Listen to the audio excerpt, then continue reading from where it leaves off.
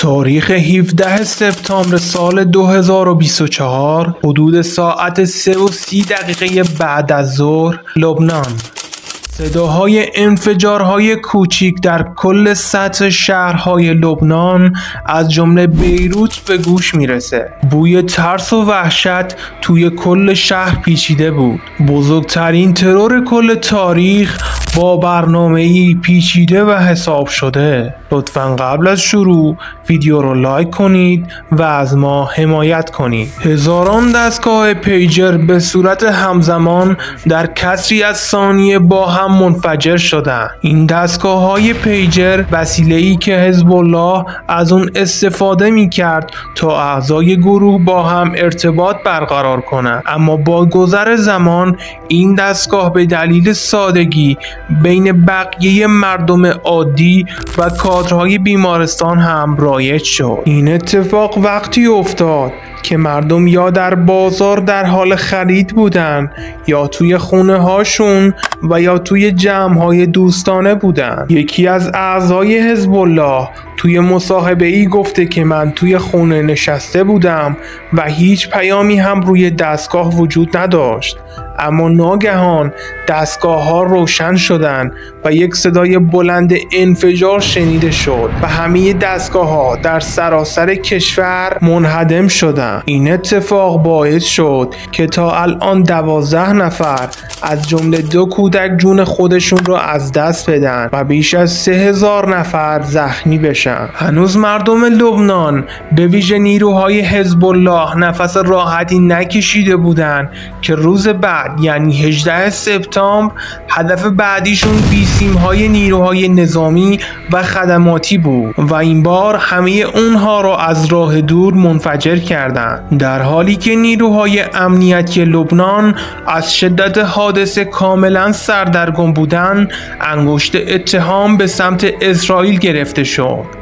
اما چجوری اونها تونستن عملیاتی به این بزرگی انجام بدن؟ برگردیم به ساختار دستگاه‌های پیجر. این وسیله‌های ارتباطی بیسیم هستند و برخلاف سیم کارت‌ها و تلفن‌های همراه از سیگنال‌های رادیویی استفاده نمی‌کنند. دریافت پیام‌های متنی و صوتی فقط بعد برقراری یک تماس صوتی از سمت مرکز ارتباطی یا همون سرور قابل پذیرش.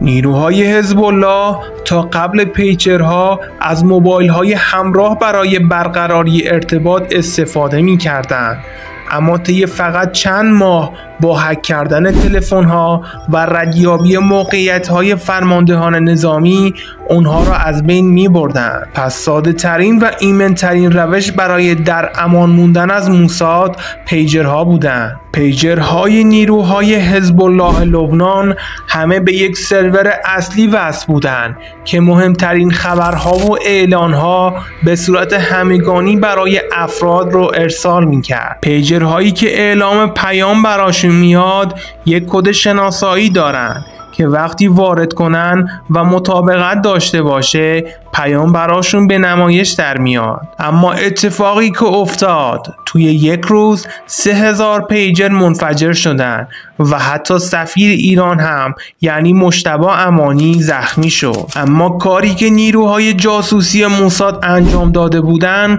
چیزی فراتر از ترکاندن باتری های این وسایل ارتباطی بودن. با توجه به عکس های پیجرهایی که منفجر شده متوجه میشین که این محصول متعلق به کشور تایوان و شرکت آپولوه، اما مدیر عامل آپولو اعلام کرده که اونا هیچ پیجری به خاورمیانه ارسال نکردن و گفتن که صادرات اونها به لبنان و حزب الله ممنوعه. اما این بین یک اشکالی وجود داشت.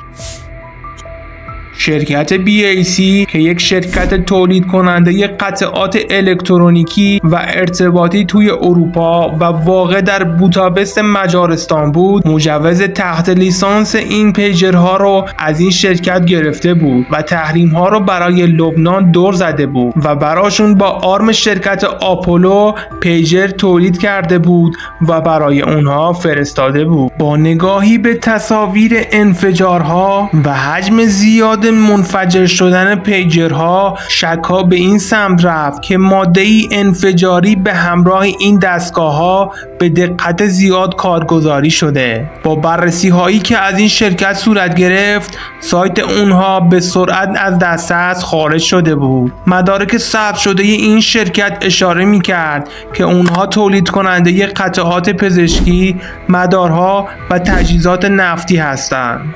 خبرگزاری DW آلمان به آدرس دفتر مراجعه کرده بود و به یک خونه مسکونی برخورده بود که فقط یک ورق آچار جلوی در ورودی نصب شده بود و اسم شرکت و مدیر اجرایی اون نوشته شده بود. بعد پرسجو با ساکنین ساختمون، اونها هیچ اطلاعی از این شرکت نداشتن و صرفا اونجا رو اجاره کرده بودن و کل ساختار ثبتی این شرکت ساختگی بود و برای اعمال خرابکاری پیریزی شده بود. بعد بررسی سوابق مالی مشخص شد که این شرکت 18 میلیون مجارستانی سود صادرات خارجی به حساب اونها واریز شده که چیزی برابر با 5700 پیجری بود که توی لبنان منفجر شد. با توجه به اینکه سایت این شرکت هم بعد حادثه از دسترس خارج شد و هیچ اثری هم از صاحب این شرکت یعنی خانم کریستا بارسونی نبود که از اون بازجویی بشه،